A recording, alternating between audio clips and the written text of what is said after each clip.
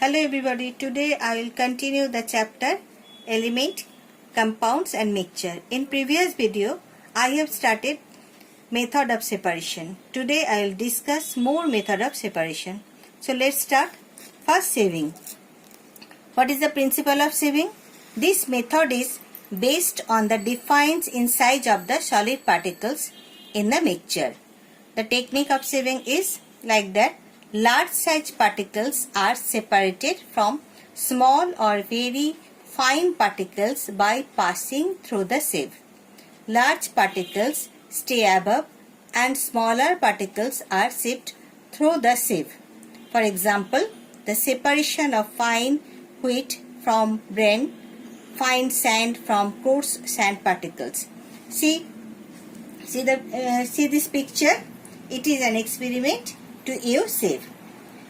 We take some flour and pulses and mix them, and now we take a container and place a sieve over it.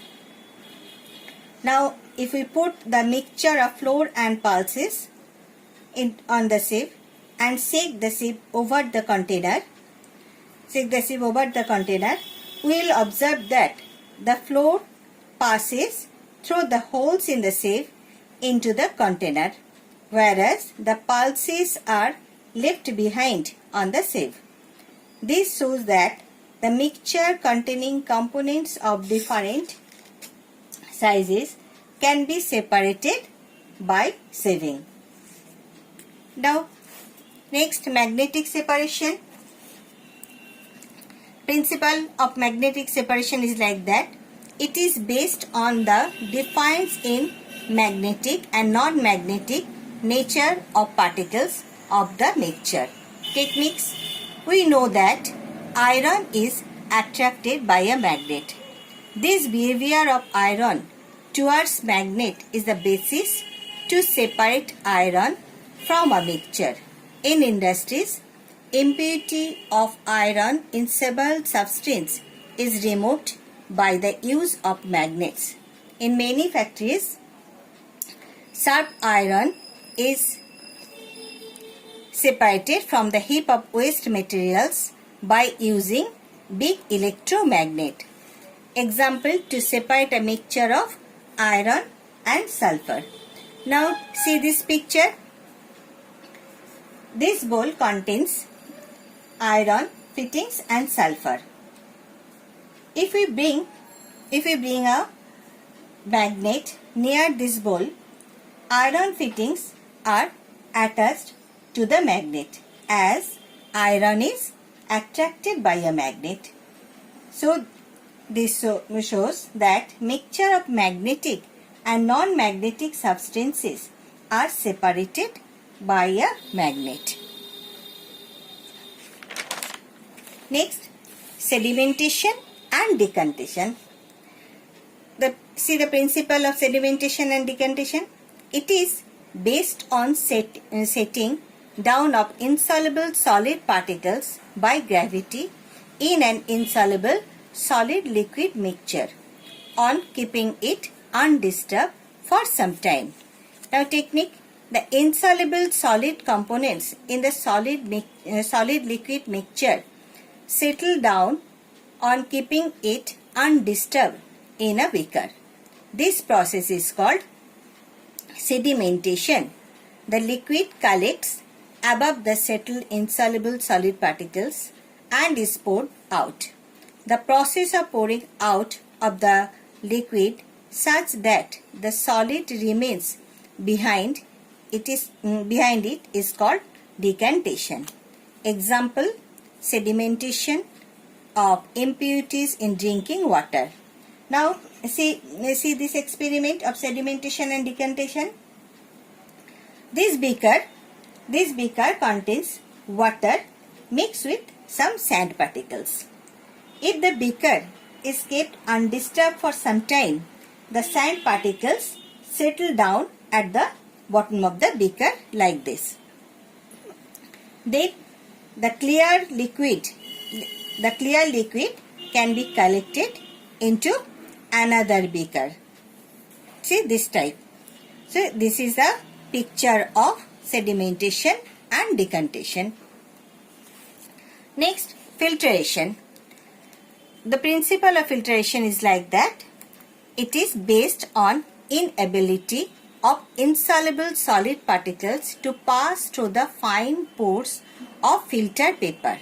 It is used for separating insoluble solid particles in a solid liquid mixture. Now technique.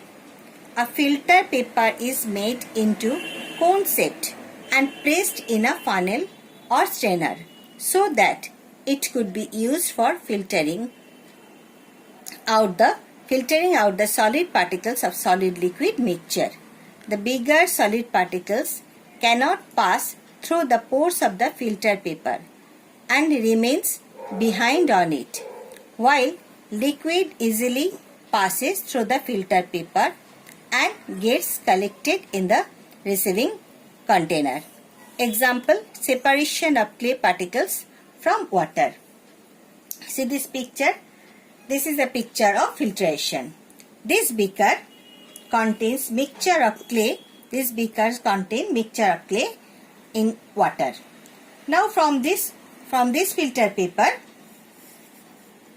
clear water is collected in this beaker. As solid particles cannot pass through the paper, solid particles left behind in this filter paper and clear liquid is collected in this beaker. So it is the picture of filtration. Next, sublimation. See the principle of sublimation.